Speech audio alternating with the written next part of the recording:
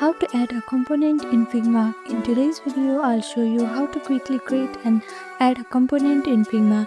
Let's get right into it. First, make sure you have downloaded Figma on your device. After that, open Figma app. Now create a new file or open existing one.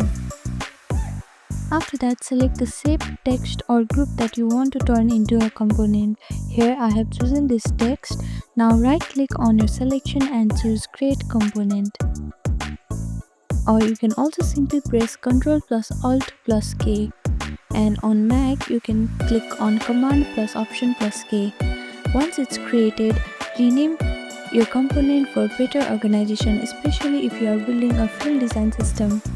Now you can drag and drop your comment into a frame or page. It's reusable and editable and super efficient.